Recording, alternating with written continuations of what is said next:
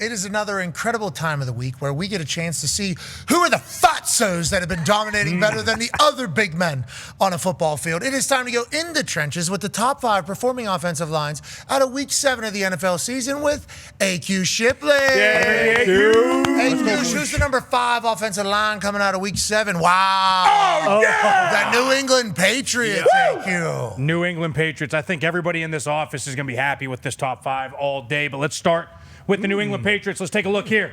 The left side, Hunter Henry starts with him. They send him in short motion, go back out, kick out. Look at the combo block. Wow. Look at the left side of the line. They revamped their line with 2 rookies, Campbell and Wilson, taking guys off the ball, creating big, gaping holes. Now, I heard Will Campbell got small arms. How's he able to do what he's doing?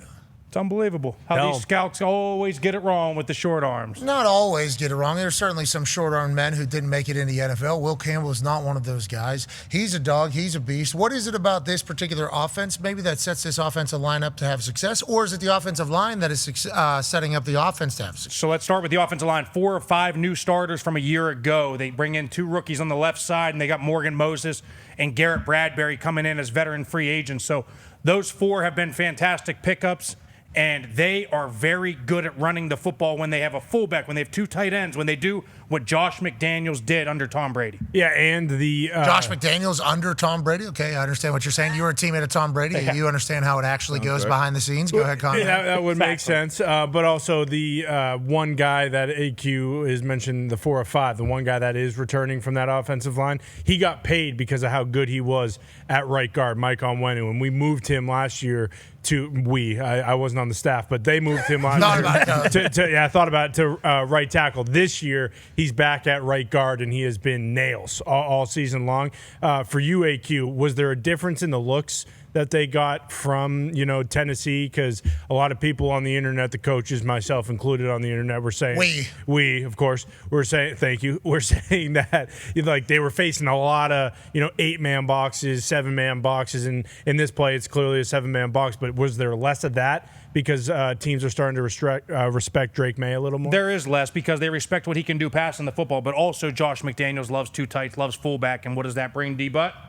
Base defense. All the time. So whenever you get base defense, you're going to have 7 or 8 in the box. You're going to have a safety down. You're going to have all those things anytime you have 2 tights.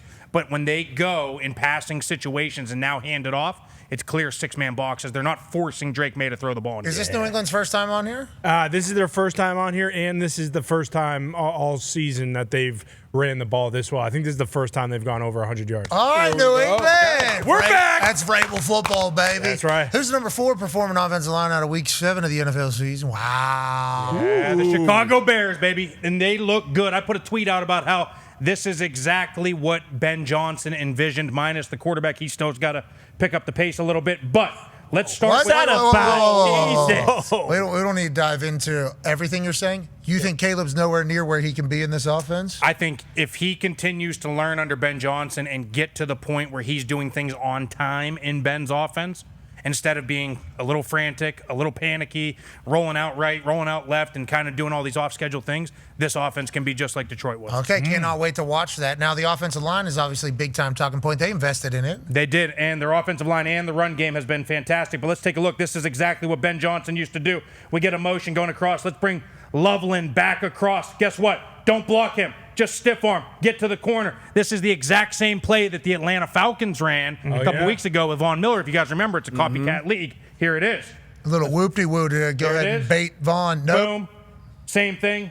Stiff arm. Get out to the corner. Got him. And then you get the edge. Oh, that's a great play design. So people say, you know what, if you can do it, why not us do it? And Colston Loveland, rookie tight end, good pick here. Good blocking for him because they're coming after him with the way Tyler Warren's playing. I know, and I feel bad for him because exactly that. He gets drafted ahead of Tyler Warren. Tyler Warren's the best tight end in football right now. Maybe the best player, yeah. Might be the best player, and he's been fantastic. And then Colston Loveland's starting to pick it up. He's starting to get some catches. He was good in the run game. He's doing a lot of really good things for them now. And George Kittle, obviously known as blocking tight end. If you can block and not just be a weapon downfield, 2025 feels like it's going to be a good time for you as a tight end in the NFL. It's huge. If you can block as a tight end, you have a job forever. And he had to do it at Michigan. Oh, yeah. He was a phenomenal pass threat, which you didn't see a lot of that because of the passing game at Michigan for a lot of his time there. But, yeah, he's a blocker. What did they do, 30 straight runs against? Yeah. J.J. McCarthy, first-round draft pick quarterback.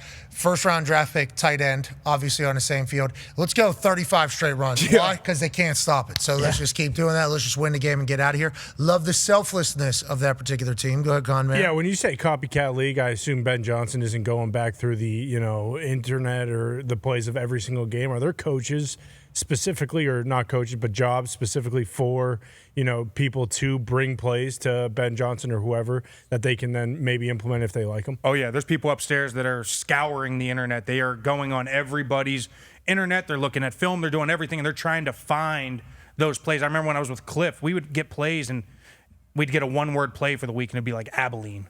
And it's like, why is it? Oh, we got this play from Abilene Christian in 2017. Yeah. And it's some trick play that you had up for the week. But for them, it probably just popped up on a similar opponent as they're watching tape. It's like, oh, put that in the archives. And then all of a sudden it's up. Do we have the personnel to be able to do this? We do. Let's go to the number 3 performing offensive line. I mean, what Oh, nice, dude. Top 3, yeah, this is good. Top 5 every week. Top 3. Yeah. They're top 5 every week. Congratulations. Indianapolis Colts, they are the best offensive line in football. Looks like but they're this third is No, they're this third. is a week-to-week rankings. Okay. And for this week, there were 2 groups that played better than their offensive line. see. That is not saying that they didn't play good, because they did play good, and you will see exactly why on this play in particular. Let's look. This is called 11 trap. 11 because we're going to the left, odd number. Quentin Nelson and Raymond on the left side. Watch them. Bluff this D tackle. He falls down. You don't even have to do anything. Damn. Quentin Nelson up at the left, up in the next level. And then if you look, go back one more time.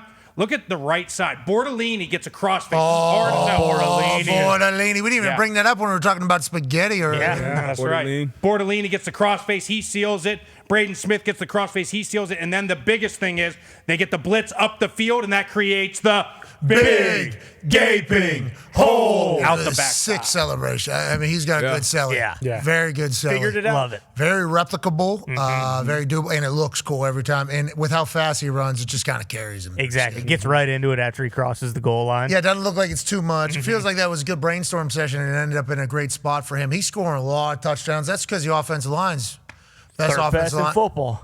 Yeah, third best. According to this. He said the best, so. No, see the 3 top left. This week it looks like they're the third. Third But the this record week. was 6-1. Best team, best offensive line. Cumulative for the season. Leading rushing. Third best. Leading rushing. You Most told, consistent offensive line this season. you told Bortolini right to his face he's fucking third. Bortolini's been great.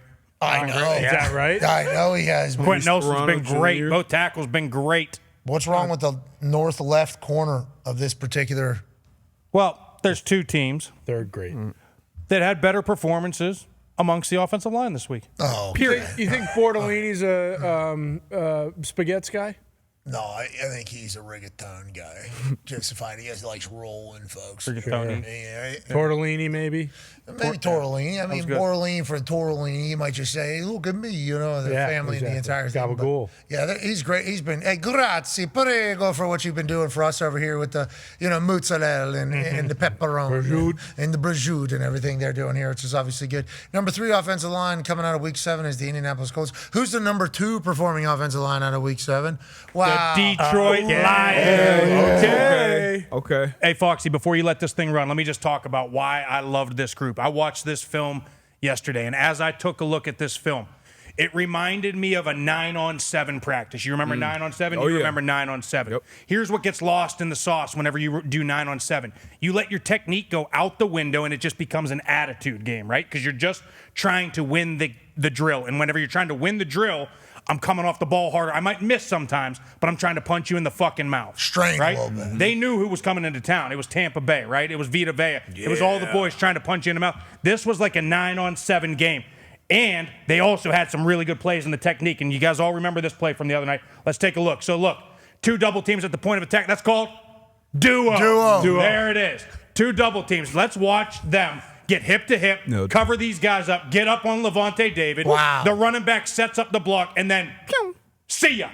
That's Sonic. See ya. That's right. Yeah. That's Sonic.